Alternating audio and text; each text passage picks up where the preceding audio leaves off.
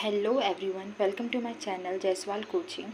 Today we are going to discuss exercise question of evolution chapter of CG board class 10th science, and I'm not going to deal with the MCQ and filling the blanks because the answer is already given into the book itself, so that's why I'm not dealing with that.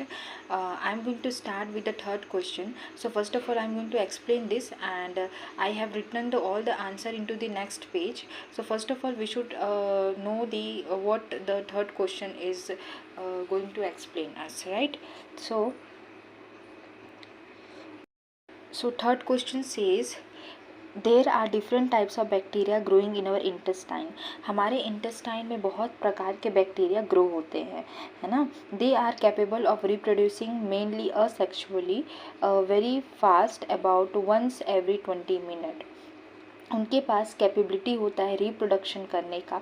वो asexually reproduce करते हैं. आगे हम reproduction chapter में पढ़ेंगे कि asexual reproduction या sexual reproduction क्या होता है. चलो यही बता देती हूँ.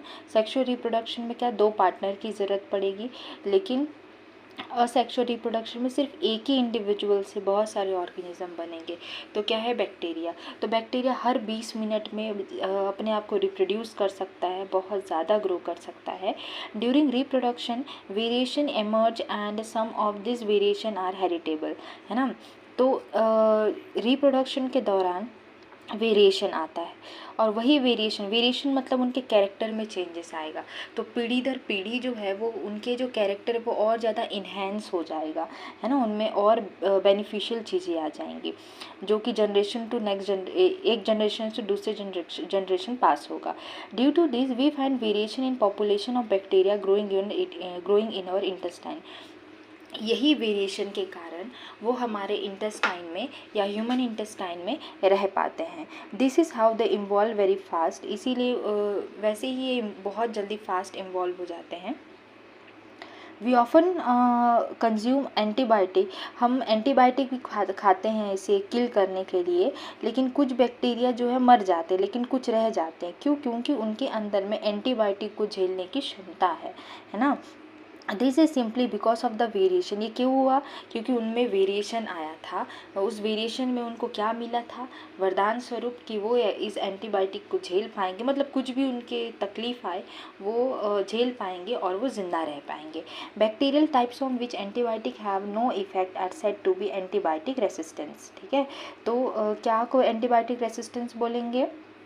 बैक्टीरिया में एंटीबायोटिक का कुछ भी असर नहीं हो रहा है उसको. जैसे कि किसी के इंटेस्टाइन में बैक्टीरिया है ना, बैक्टीरियल इन्फेक्शन हो गया, एंटीबायोटिक खा रहे फिर भी वो ठीक नहीं हो रहा है. इट मीन्स क्या है, उस बैक्टीरिया के पास एंटीबायोटिक रेसिस्टेंस है, मतलब उसके में एंटीबायोटिक बिल्कुल भी काम नहीं कर रहा है. तो इसमें पहला क्वेश्चन है कि आपको जस्टिफाई करना है कि नेचुरल सिलेक्शन रिस्पॉन्सिबल है उनके इवोल्यूशन के लिए, है ना. बैक्टीरियल पॉपुलेशन के इवोल्यूशन के लिए क्या नेचुरल सिलेक्शन रिस्पॉन्सिबल है? तो इसका आंसर देखते हैं. तो उसका आंसर है natural selection occur when bacteria with certain genetic variation survive environmental pressure that kill others. ठीक है, तो देखो अगर एंटीबायोटिक सभी बैक्टीरिया में काम कर रहे हैं तो कुछ बैक्टीरिया मर जाएंगे, कुछ उसको झेल पाएंगे, है ना. जो झेल पाए मतलब उनमें एक नया कैरेक्टर आ गया, नया ट्रेट आ गया, तो वो नेक्स्ट जनरेशन पास होगा. अब नेक्स्ट जनरेशन पास होगा तो वो हमने पहले ही देखा कि 20 मिनट में रेप्लिकेट होता है, 20 मिनट में अपने आप को सेक्सुअली डिवाइड कर लेता है, जिसके कारण क्या होगा, बहुत सारे बैक्टीरिया बनेंगे और उनमें वो कैरेक्टर हैं, है ना. अगर एंटीबायोटिक अगर कोई खाता भी है तो भी वो उसमें कोई असर नहीं होगा. This survivor reproduce passing the advantage trait to the. और ये जो सर्वाइव कर गया वो बैक्टीरिया क्या करेंगे, अपने जो एडवांटेजेस ट्रेट है, मतलब जो अच्छे कैरेक्टर हैं वो एक generation to next generation pass out होगा. Over time the entire population changes. और समय के साथ जो एंटायर पॉपुलेशन है उनमें रेसिस्टेंट की जो प्रॉपर्टी है, मतलब एंटीबायोटिक रेसिस्टेंस की जो प्रॉपर्टी है उनमें आ जाएगी, जिसके कारण कितने भी एंटीबायोटिक खाओ उस असर होगा ही नहीं. तो ये उसका आंसर हो जाएगा. अब नेक्स्ट क्वेश्चन है इसमें कि during which process does variation arise in bacteria, है ना. कौन सा प्रोसेस के समय वेरिएशन आया बैक्टीरिया में। Variation in bacteria primarily arises during DNA replication. कब आता है वेरिएशन बैक्टीरिया में या किसी भी ऑर्गेनिज्म में? वेरिएशन कब आता है? डीएनए जब रेप्लिकेट होता है ना। एंड दो हॉरिजॉन्टल जीन ट्रांसफ़र, और जीन ट्रांसफ़र होता है एक जनरेशन टू नेक्स्ट जनरेशन, तब उनमें वेरिएशन का सीधा मतलब है चेंजेस। वेरिएशन का मतलब क्या है? चेंजेस, है ना। तो ये याद रखिएगा। तो वेरिएशन जो है कब आता है? डीएनए रेप्लिकेशन के समय में या जीन ट्रांसफ़र के समय में। अब डीएनए रेप्लिकेशन क्या होता है? डीएनए जो है अपना एक खुद का कॉपी बनाता है। जब रिप्रोडक्शन होता है या फिर जो नए ऑफस्प्रिंग बनना जब स्टार्ट होते हैं, तब ये डीएनए रेप्लिकेशन का प्रोसेस होता है। ये सब चीज़ें जब आप बड़ी क्लासेस में, जैसे कि 11th class, actually 12th class में दिया हुआ है, 12th क्लास की आई थिंक 6 चैप्टर में दिया हुआ है ना। तो उसमें आप रेप्लिकेशन के बारे में पढ़ोगे तो वो आपको अभी बस इतना रट लीजिए या फिर याद कर लीजिए इसको, है ना। बाद में जब आप बड़े क्लासेस में जाओगे तब आप डेफिनेटली पढ़ोगे रेप्लिकेशन क्या होता है। उसके बाद है next question, What is the role of variation in the process of evolution? Variation का रोल क्या है इवोल्यूशन प्रोसेस में? Use the example of reproduction of bacterial population. आप ये जो बैक्टीरियल पॉपुलेशन का एग्जाम्पल ले सकते हैं बताने के लिए कि इवोल्यूशन प्रोसेस में वेरिएशन कैसे काम करता है। Variation provide the raw material, है ना। Variation provide the raw material for evolution, ठीक है। जो वेरिएशन है प्रोवाइड करता है रॉ मटेरियल इवोल्यूशन के लिए। विदाउट वेरिएशन इवोल्यूशन हो नहीं सकता। इवोल्यूशन मतलब क्या? समय के साथ चेंजेस आना। In a bacterial population if all individual were generally identical, अगर बैक्टीरियल पॉपुलेशन में सब लोग जेनेटिकली अगर आइडेंटिकल होते, सिंगल एंटीबायोटिक कुड, एक सिंगल एंटीबायोटिक जो है वो क्या कर जाता? उनको ख़त्म कर देता। अगर सभी में जेनेटिकली मतलब सभी के जेनेटिक सेम होते तो, लेकिन सभी के जेनेटिक तो सेम नहीं थे, उनमें वेरिएशन था जिसके कारण वो बच गए। जिनके में वो कैरेक्टर था ही नहीं वो मर गए, जिनके में कैरेक्टर था वो जिंदा रह गए, है ना। However if variation exist some individual might possess a trait that allows that to survive the antibiotic, है ना। अब जिनमें वेरिएशन था, जिनमें वो ट्रेट थे, वेरिएशन आ चुका था, जिनमें वो नए कैरेक्टर थे, तो वो जिंदा रह पाए, है ना। एंटीबायोटिक खाने के बाद भी वो जिंदा रह पाए। दिस वेरिएंट्स दैन रिप्रोड्यूस, जब वो बैक्टीरिया जब रिप्रोड्यूस करेंगे तो यही कैरेक्टर नेक्स्ट जनरेशन में भी जाता है ना। सो इन कंक्लूजन हमने क्या सीखा कि जो वेरिएशन है वो बहुत बड़ा रोल प्ले करता है इवोल्यूशन में। तो हमने थर्ड के सी क्वेश्चन में यही सीखा। ओके, चलिए देखेंगे next question number D. Evolution जो है स्लो भी हो सकता है और फास्ट भी हो सकता है। तो दोनों का आंसर एग्जाम्पल देना है आपको, स्लो प्रोसेस का और फास्ट प्रोसेस का। तो स्लो प्रोसेस का क्या है? इवोल्यूशन ऑफ कॉम्प्लेक्स ऑर्गन, हमारे बॉडी के कॉम्प्लेक्स ऑर्गन जैसे कि आँख, है ना, उसको बनने में बहुत समय लगा था, इवोल्यूशन होने में बहुत टाइम लगा था। और वैसे ही जो ट्रांजिशन है, मतलब ट्रांजिशन मतलब एक से दूसरे में चेंज होना, तो लैंड मैमल्स से वेल्स में चेंज हुआ, है ना, उसके लिए भी मिलियंस ऑफ ईयर लगे थे। तो वो स्लो प्रोसेस है ना, जिसके लिए बहुत समय लग रहा है उसको स्लो प्रोसेस बोलेंगे। अब उसके बाद फास्ट प्रोसेस किसको बोलेंगे?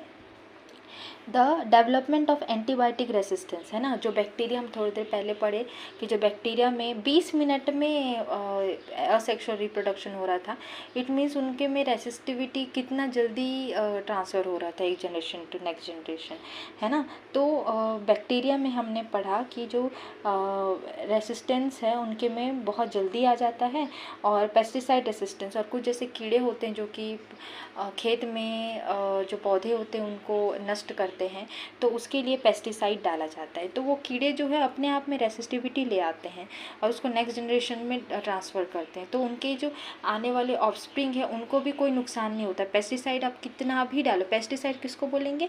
पेस्ट को मारने के लिए केमिकल डाला जा रहा है, फिर भी वो नहीं मरते हैं, है ना। पेस्ट मतलब इंसेक्ट को बोला जाता है, जो प्लांट को हानि पहुंचाते हैं उसे पेस्ट बोला जाएगा। तो बहुत कम समय लगता है ना उसके लिए। अब उसके बाद नेक्स्ट देखेंगे ई, क्वेश्चन नंबर ई उसी का ही है ना, वही थर्ड का है क्वेश्चन नंबर ई। तो does a better adapted population of bacteria become antibiotic resistance. तो क्या जो बेटर एडेप्ट कर चुका है पॉपुलेशन ऑफ बैक्टीरिया वो एंटीबायोटिक रेसिस्टेंस बन जाएगा, इसका रीज़न बताओ। तो इसका आंसर होगा yes. In a environment where antibiotic are present, ऐसे एनवायरनमेंट जहाँ पे एंटीबायोटिक प्रेजेंट है तो वहाँ पे अगर क्या बैक्टीरिया अगर अडेप्ट कर चुके हैं है ना, तो उनके में रेसिस्टेंट आ जाएगा उस ड्रग से रिलेटेड, है ना। एंटीबायोटिक एक ड्रग्स है जो कि मारने के लिए हेल्प करता है बैक्टीरिया को। Bacteria that happen to have resistance genes are the only ones that survive and reproduce, है ना। बैक्टीरिया जो है क्या होगा, अगर वो सर्वाइव कर गया तो वही जीन्स को ट्रांसफ़र करेगा दूसरे जनरेशन में, है ना। देयरफॉर द पॉपुलेशन, इसी के कारण जो पॉपुलेशन है वो बेटर एडेप्ट हो जाएगा और उस एनवायरनमेंट में रह पाएगा और अपने आप में रेसिस्टिविटी डेवलप कर लेगा। तो हमने ये समझा। उसके बाद जो है थर्ड के बाद हम नेक्स्ट क्वेश्चन में आते हैं, फोर्थ क्वेश्चन। तो फोर्थ क्वेश्चन में क्या है, राइट टू डिफरेंस, दो डिफरेंस बताना है हमको नेचुरल एंड आर्टिफिशियल सिलेक्शन में, ठीक है।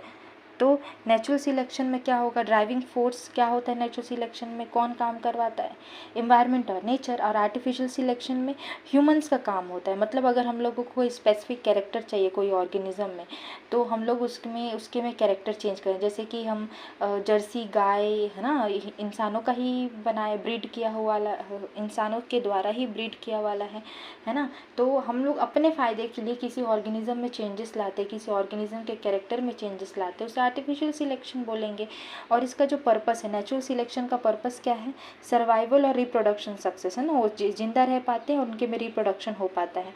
और आर्टिफिशियल सिलेक्शन का हमारा पर्पस क्या होता है कि हम ह्यूमन बेनिफिट, है ना, इंसान को बेनिफिट हो, जैसे कि ज़्यादा से ज़्यादा दूध हो, और जैसे किसी में हम लोगों को स्पेसिफिक कलर चाहिए, कोई ऑर्गेनिज्म है जो कि बहुत, जैसे कि फ़िश है ना, उस बहुत हमको जो एक्वेरियम में रखते हैं तो बहुत ज़्यादा अट्रैक्टिव दिखता है, तो हम उनके कैरेक्टर्स में चेंज करेंगे, उनके जो ट्रेट में चेंज करेंगे जिससे वो ज़्यादा कलरफुल हो, है ना, उसके आने वाले ऑफस्प्रिंग जो।